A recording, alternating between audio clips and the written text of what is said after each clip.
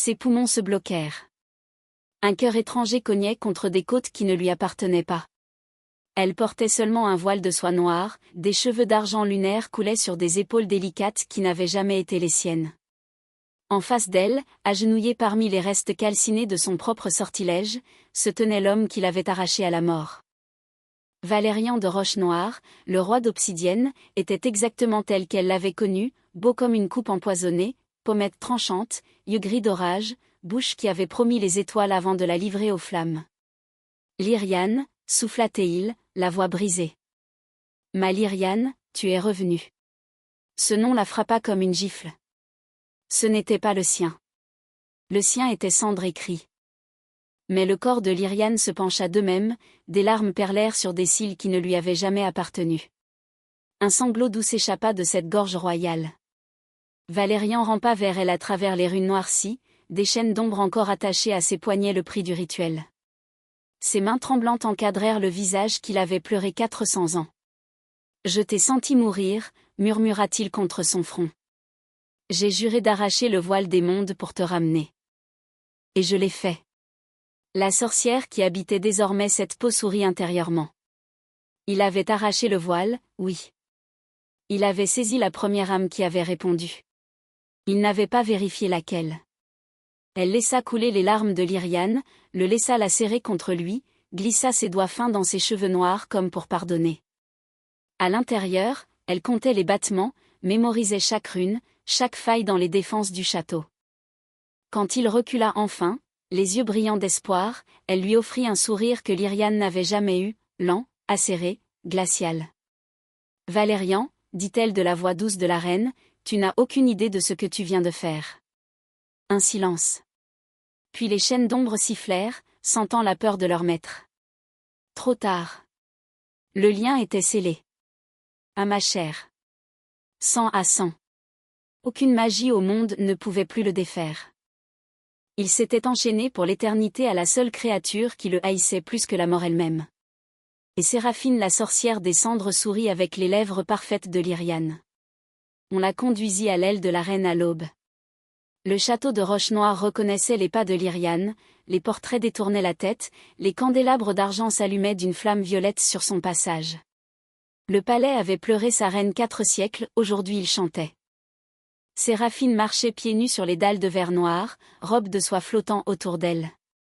2 pas derrière, Valérian suivait, ombre fidèle et tourmentée. Tu es désorienté, dit-il doucement. Le passage est violent. Accorde-toi du temps. Elle faillit sourire. Il parlait comme on parle à une biche effrayée. Ils atteignirent les grandes portes d'argent lunaire et d'obsidienne. Elles s'ouvrirent seules. L'odeur du cérès nocturne la frappa, la fleur préférée de Lyriane. Valérian n'avait plus franchi ce seuil depuis le jour où il avait porté le corps de sa femme hors de cette chambre. Séraphine entra sans peur. Le lien vibrait entre eux comme un fil brûlant. Elle effleura le miroir de la coiffeuse. Le reflet montra le visage délicat de Lyriane, mais les yeux étaient verts, froids, anciens. Dis-moi ce que tu vois, demanda Valérian depuis le seuil. Je vois un homme qui a marchandé avec la mort et perdu la facture. Il serra les mâchoires. Arrête, Séraphine. Le nom claqua comme un fouet. Il savait donc. Parfait. Elle laissa glisser la robe d'une épaule pâle. Le lien flamba, elle sentit son cœur trébucher à l'autre bout de la pièce. Tu attendais de la gratitude ? Pour m'avoir ramené dans une cage vêtue de la peau d'une morte ?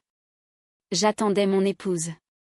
Et quand tu as compris que c'était la mauvaise âme, pourquoi ne m'as-tu pas renvoyé ? Il entra enfin, referma les portes derrière lui. Parce que le rituel n'ouvre la porte que dans un sens. Et parce que, dès l'instant où je t'ai senti t'installer dans son corps, j'ai su que je brûlerais le monde une seconde fois plutôt que de te perdre encore l'une ou l'autre. Elle rit. Ce n'était pas le rire de Lyriane. C'était fumée et cloche funèbre. Tu crois que l'amour est la chaîne la plus solide que tu aies forgée cette nuit. Ce n'est pas ça. Elle leva la main gauche. Une bague d'ombre vivante pulsait à son annulaire sa magie, son sang, son serment. La même marque enserrait le doigt de Valérian. Voilà la chaîne. Ta vie s'éteint quand la mienne s'éteint. Ma douleur est la tienne. Ma mort serait la tienne 2 fois. Tu voulais ta reine pour toujours? Félicitations, Valérian. Tu m'as jusqu'à ce que l'un de nous pourrisse. Il traversa la pièce en 3 enjambées et saisit son poignet pas brutalement, jamais encore. Le contact les brûla tous les deux. Le lien chanta, avide. Alors j'apprendrai à vivre avec le monstre, murmura-t-il contre sa paume, si le monstre laisse respirer la femme que j'aime à ses côtés. Un instant, très loin au fond des os, Lyriane remua faiblement. Séraphine l'étouffa sans pitié. Elle se hissa sur la pointe des pieds jusqu'à effleurer ses lèvres. La femme que tu aimes est cendre, mon roi. Et la cendre ne pardonne pas. Elle l'embrassa pas tendrement. Un baiser de défi, presque douloureux. Le lien rugit, arrachant un gémissement à Valérian. Quand elle recula, ses yeux étaient noirs d'orage. Chaque fois que tu m'embrasseras ainsi, souffla-t-il, je t'embrasserai plus doucement. Jusqu'à ce que tu te souviennes de la douceur. Jusqu'à ce que tu la réclames. Elle sourit, un peu de son propre sang sur la langue. Continue de rêver, Valérian. Les rêves seront tout ce qui te restera quand j'aurai fini ce que nous avons commencé il y a 400 ans. Elle s'allongea sur le grand lit drapé de soie nocturne, ferma les yeux volés. Derrière elle, Valérian resta figé, enchaîné à la créature qui portait le tombeau de son cœur. 7 jours durant, on la tint enfermée derrière des portes scellées. Valérian appelait cela protection. Séraphine appelait cela un cercueil de velours. Le 8e matin, les portes s'ouvrirent sans rune ni sceau. Il était là, sans couronne ni ombre, les traits tirés par l'insomnie. « Viens, dit-il simplement. Il y a un endroit que je n'ai plus foulé depuis le jour où je l'ai enseveli. » Elle le suivit pieds nus, le lien vibrant entre eux comme une corde d'arc. Ils traversèrent des couloirs où l'air devint tiède et vert. Des portes de bronze verdi s'ouvrirent sur une cathédrale de verre hérissée d'épines. Le jardin de la reine. Des lianes épaisses comme des pitons escaladaient les armatures de fer. Des roses noires exhalaient leur parfum. Au centre, une fontaine pleurait une eau rubis des veines d'une femme de pierre. Valérian l'observait plus attentivement que les fleurs. « Tout ici est poison, dit-il doucement. » Lyriane aimait l'honnêteté. Séraphine posa le pied sur la mousse. Le jardin se réveilla. Les épines se déroulèrent. Les céresses nocturnes se tournèrent vers elle comme des tournesols vers la lumière. Il se souvenait de son ancienne magie. Elle effleura un lys blanc fantôme. Il se brisa en givre. Elle chantait pour les roses à l'aube, murmura Valérian derrière elle. Elle disait qu'elles écoutaient mieux que les courtisans. Séraphine pivota. Et toi, m'as-tu écouté quand je te suppliais de ne pas ouvrir la brèche? Quand je te disais que le prix serait des siècles de nuit? Son visage se ferma. C'était la guerre. C'était l'orgueil. Tu voulais vaincre la mort. Alors tu lui as livré 10 000 âmes. La mienne d'abord. Elle s'approcha jusqu'à ce que le lien chante. La mort s'est inclinée, Valérian. Puis elle a mordu. Il leva la main comme pour toucher sa joue, s'arrêta à un souffle. J'ai demandé pardon toutes les nuits à une tombe vide pendant 4 siècles. Dis un mot et je graverai mes excuses dans ma peau. La tentation la traversa le voir saigner. Elle l'écrasa. Les mots pourrissent. Montre-moi sur des siècles. Le jardin hurla soudain. Les lianes fouettèrent l'air. Les roses crachèrent leur acide. La fontaine bouillonna. Lyriane remonta des profondeurs comme une marée tirant des ossements du fond marin. Valérian enlaça le corps convulsé. Lyriane. Résiste, reviens. Séraphine rit à travers des lèvres ensanglantées. 2 reines dans ta mariée cadavre maintenant, mon roi. Une seule te veut encore en vie. Les épines filèrent vers sa gorge. Il les réduisit en cendres d'un geste, mais ne quitta pas des yeux le visage qui se fracturait entre 2 âmes. Quand la crise passa, elle s'affala contre lui, cheveux d'argent collés à ses joues mouillées. Il la porta hors du jardin. Derrière eux, les portes de verre se refermèrent comme un tombeau. Et tout au fond de sa poitrine, la voix de Lyriane murmura dans la terre des tombes. Bientôt. On apporta un miroir dans sa chambre la nuit suivante. Grand, encadré d'argent noir, porté par des silhouettes muettes qui s'évanouirent dès qu'il toucha le sol. Valérian se tenait derrière comme un homme dévoilant une arme. « Je l'ai fait forger l'année de la mort de Lyriane, dit-il. Enchanté pour ne montrer que la vérité. Aucune illusion. Seulement ce qui est. » Séraphine fixait le verre. Elle avait évité les reflets depuis son réveil. Le miroir attendait comme une tombe ouverte. « Tu as peur, railla-t-elle, mais sa voix se brisa. Il ne répondit pas. Il s'écarta. Elle s'avança jusqu'à se retrouver seule dans le cadre. D'abord ce fut Lyriane, pâle, fragile, déchirante. Puis la surface ondula. Son propre visage ancien perça, pommettes acérées, bouche tachée de belladone, yeux verts de poison. Des cicatrices de brûlure léchaient son cou comme de la dentelle noire. Les deux visages vacillèrent, luttant pour la place. Lyriane pleurait. Séraphine souriait trop largement. « Laquelle vois-tu quand tu me regardes ?» demanda-t-elle au miroir. Les deux, sembla répondre le verre. Elle tendit la main. Dès que ses doigts touchèrent la surface, une douleur fulgurante traversa le lien, ils vacillèrent tous les deux. Un souvenir pas entièrement le sien s'ouvrit en grand. Elle se vit, Séraphine d'autrefois, dans ce même palais, vêtue de robes cramoisies, riant sous les lustres de lumière sorcière tandis que Valérian la faisait tourner. Puis le moment exact où l'amour tourna à la trahison, la nuit où il choisit la brèche malgré ses avertissements, la nuit où il ordonna le bûcher. Le miroir montra les flammes qui embrassaient ses pieds. Montra Valérian détourner les yeux. Puis montra pire. Lyriane, douce Lyriane, debout à ses côtés cette nuit-là. Pas suppliante. Pas horrifiée. Murmurant, brûler la sorcière, mon amour. Elle menaçait notre avenir. Séraphine arracha sa main comme si le verre brûlait. Valérian la rattrapa avant que ses genoux ne touchent le marbre. Elle savait, souffla Séraphine. Ta précieuse reine a choisi ma mort. Il la serra presque trop fort. Elle avait peur, dit-il contre ses cheveux. La cour l'avait convaincue que tu voulais le trône. Je les ai laissés faire.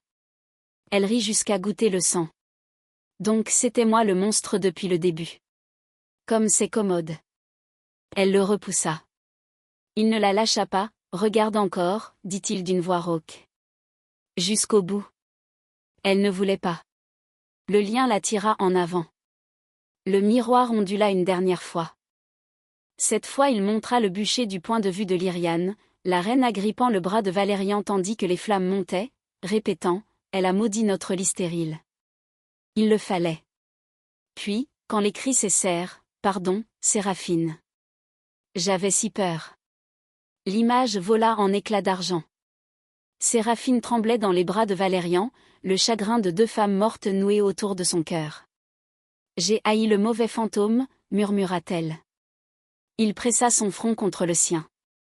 Et moi. Je suis le seul encore en vie. Le lien changea plus seulement chaîne, plus seulement punition. Quelque chose de plus tendre et de plus terrible naquit dans les fissures, la compréhension. Elle leva le visage. Leurs lèvres se rencontrèrent pas en guerre cette fois, mais en deuil. Lent. Salé de larmes qui n'appartenaient à aucun d'eux seuls. Quand ils se séparèrent, front contre front, il parla contre sa bouche. Je te rendrai le choix que je t'ai volé.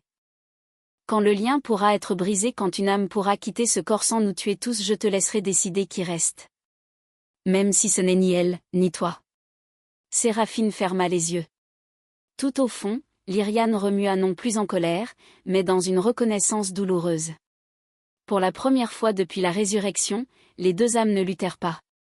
Elles écoutèrent. Les rêves commencèrent, des rêves partagés, champs de bataille de souvenirs où Séraphine et Lyriane marchaient pieds nus sur du verre brisé tandis que Valérian regardait depuis un trône fait de leurs deux cœurs. Chaque nuit le lien les entraînait plus profondément.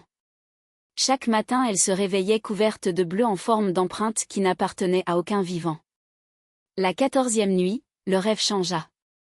Elles se tenaient dans la grande salle au moment où la brèche s'était ouverte. Le ciel hurlait. 10 000 âmes pleuvaient comme une pluie noire. Séraphine se vit à genoux, suppliant Valérian de refermer la brèche. Vit Lyriane derrière lui, murmurant, elle ment. Elle veut le pouvoir. Puis la vision bascula. Cette fois c'était Lyriane à genoux. Séraphine couronnée de cendres à ses côtés, chuchotant, « La reine est faible. Qu'elle brûle pour que le royaume survive. » Le rêve leur tendit le même poignard. « Prends-le. Tue l'autre. Finis la guerre dans la chair. » Séraphine tendit la main la première. Lyriane ne l'arrêta pas. Mais quand ses doigts se refermèrent sur la garde, la lame devint un hochet d'enfant. Le son fut un rire de bébé, celui qui n'était jamais né. Elles se réveillèrent en sursaut dans le même lit. Valérian était déjà assis, les ombres dansant autour de lui comme des loups effrayés. Le clair de lune traçait des rivières d'argent sur son dos nu, illuminant les anciennes cicatrices. Elles nous ont montré le même mensonge, dit Séraphine dans l'obscurité. Qu'une seule peut vivre. La voix plus douce de Lyriane se superposa, comme un écho d'accord.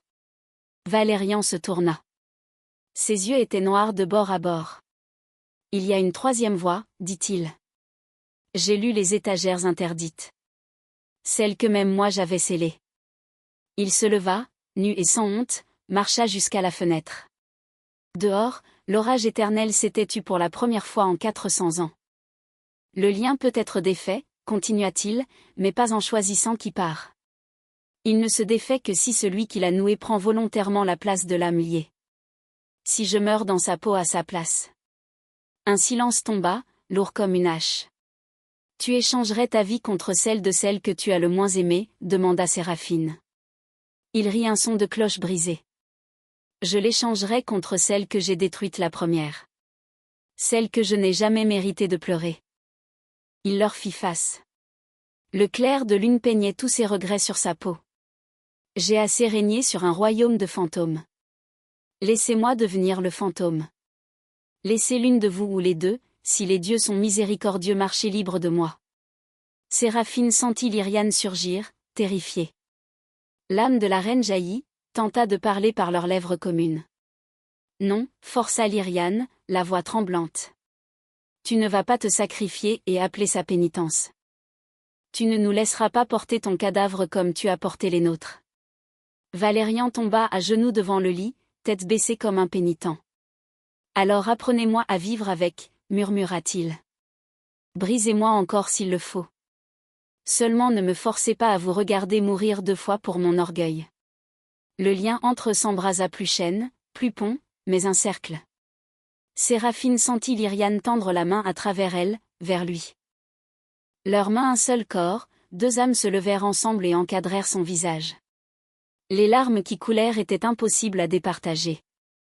Nous ne choisirons pas, dirent-elles d'une seule voix, étrange et magnifique. Et nous ne te laisserons pas choisir non plus. Dehors, l'orage recommença non de rage, mais de deuil. Dans la chambre, 3 créatures brisées se tinrent enlacées tandis que le lien chantait une note nouvelle, fragile. Pas la haine. Pas encore le pardon. Quelque chose de plus brut. Un commencement. Ils accomplirent le contre-rituel à l'heure exacte où Valérian avait autrefois déchiré le voile, la nuit où la lune se vide de son sang. Pas de cercle de sel cette fois. Ils creusèrent 3 tombes dans le dallage de la grande salle, de leurs mains nues. Une pour le corps ancien de Séraphine, cendre dispersée depuis longtemps. Une pour le corps de Lyriane enseveli dans le cristal 4 siècles plus tôt. Une pour le cœur encore battant de Valérian, encore vivant, encore coupable. Ils travaillèrent en silence. Le château retint son souffle. Les ombres s'agenouillèrent. Même l'orage dehors baissa la voix. Quand les tombes béèrent, noires et honnêtes, Valérian sortit la lame forgée des chaînes qui avaient autrefois lié ses poignets. Obsidienne et fer étoilé. Elle buvait la lumière. Règle, dit-il, la voix enfin calme. Chacun se coupe la paume. Chacun dit la vérité qu'il n'a jamais osé. Ensuite nous déciderons ensemble ce qui mourra cette nuit. Séraphine passa la première. Elle trancha profondément. Le sang de Lyriane jaillit clair et choquant sur la peau pâle. Je t'ai haï, dit-elle à l'air où s'était dressé son bûcher. Mais je t'ai aussi aimé si fort que j'aurais incendié le monde pour te garder en vie. J'ai haï celle qui avait pris ce que je croyais être à moi. Je me suis haï davantage encore de le désirer. Les gouttes tombèrent dans la première tombe et se changèrent en fumée noire. Lyriane prit le couteau ensuite. Sa main ne trembla pas. J'ai été cruelle, dit-elle, les larmes coulant avec le sang. La jalousie avait meilleur goût que la miséricorde. J'ai murmuré le poison parce que j'avais peur d'être stérile, oubliée, impuissante. J'ai choisi la peur plutôt que l'amour. J'ai mal choisi. La deuxième tombe but sa confession et brilla d'un argent doux. Valérian s'agenouilla le dernier. Il appuya la lame si fort que la garde grinça. J'ai ouvert la brèche parce que je me croyais le seul assez fort pour régner sur ce qui en sortirait. J'ai tué la femme qui m'aimait le plus sagement parce que l'orgueil parlait plus fort que ses avertissements. J'ai laissé la femme qui m'aimait le plus tendrement croire un mensonge parce que c'était plus facile que d'admettre ma peur d'un trône sans enfant. Je suis le monstre de toutes les histoires. Et je suis fatigué. Son sang coula épais et sombre, remplissant la troisième tombe jusqu'à déborder. Le lien monta comme une marée de lumière et de chagrin. Un battement suspendu, et la grande salle disparut. Ils se retrouvèrent sur une grève grise sous un ciel sans étoiles. Deux femmes face à un homme, séparés par une mer infinie de fantômes. Séraphine et Lyriane étaient séparées désormais entières, marquées, rayonnantes. Valérian se tenait désarmé, sans couronne, plus jeune que ses péchés. La mer parla de 10 000 voix noyées. Choisissez. Valérian fit un pas. Je choisis de rester ici, dit-il. Laissez-les repartir ensemble ou séparés, c'est à elles de décider. Ma sentence est l'exil du monde des vivants. Mon royaume est le souvenir. Ma pénitence est de les regarder vivre les vies que je leur ai volées. Séraphine sentit Lyriane lui prendre la main. Sentit des siècles de rage et de terreur fondre en quelque chose de simple, le chagrin. Non, dit Séraphine. Elle avança aussi. Lyriane la suivit. Nous refusons ton sacrifice, dirent-elles à l'unisson. Puis, plus bas, nous en avons fini de te laisser payer seule. Elles prirent chacune une de ses mains. La mère hurla de protestation. Le lien plus chaîne, plus pont, mais un cercle s'embrasa d'un blanc aveuglant. Trois cœurs battirent une fois comme un seul. La grève grise se fendit comme un œuf. La lumière jaillit. La grande salle était vide quand la lumière retomba. Trois tombes béaient, pleines de sang et de fumée. La lame d'obsidienne gisait brisée en deux, ses arêtes déjà rouillées en poussière rouge. Elle ouvrit les yeux, seule dans le corps. Un cœur. Un souffle. Une âme. Mais ce n'était ni l'âme que Valérian avait appelée, ni celle qu'il avait crainte. Elle se leva lentement, pieds nus silencieux sur le marbre froid. Dehors, l'orage s'était tu. Pour la première fois en 400 ans, une aube pâle et ordinaire glissait par les fenêtres brisées et peignait les murs d'or. Elle marcha jusqu'à la plus haute fenêtre et regarda le royaume qui avait été bâti sur des cendres. Quelque part derrière ses côtes, deux voix vivaient désormais calmes, ne luttant plus. Lyriane murmurait son émerveillement devant la couleur du matin. Séraphine respirait l'air et n'y trouvait plus de cris. Toutes deux sentaient l'endroit où Valérian avait été un vide qui faisait mal comme une dent arrachée, mais étrangement chaud. Il n'était pas mort. Il était devenu le lien lui-même. Il vivait dans l'espace entre leurs pensées, dans le battement partagé, dans chaque souffle qu'elle prendrait jamais.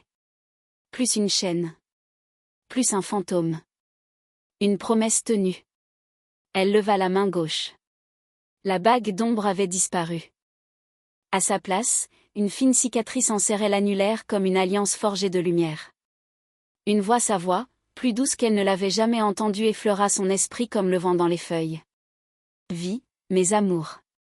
Soyez cruels seulement quand le monde le mérite. Soyez tendres quand il ne le mérite pas.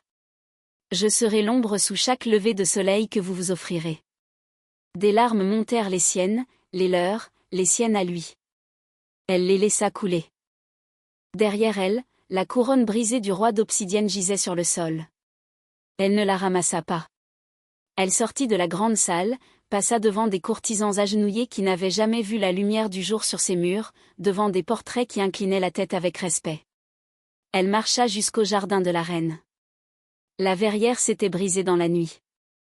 Le matin se répandait sur les roses noires et les lianes lunaires. Les épines s'étaient couchées comme des chats. La fontaine coulait claire. Elle s'agenouilla dans la terre et posa ses deux paumes contre le sol.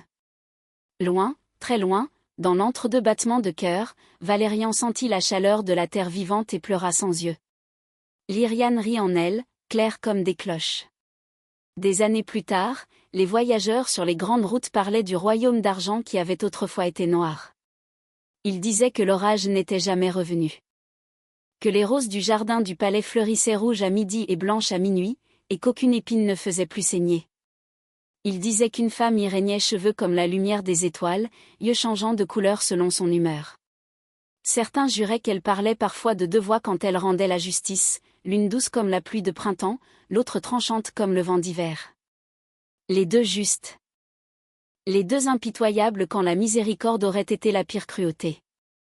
Il disait que si l'on restait très immobile dans la grande salle au crépuscule, on pouvait entendre une troisième voix masculine, grave, infiniment tendre murmurer sous les autres comme une berceuse que seule la reine entendait. Personne n'a jamais trouvé la tombe de Valérian. Personne n'en a jamais eu besoin.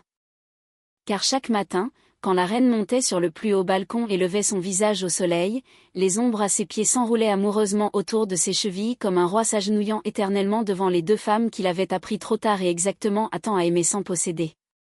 Et si parfois elle fermait les yeux et murmurait au vent, « Tu me manques, mon monstre », la brise lui ramenait toujours la même réponse. « Je ne suis jamais partie. »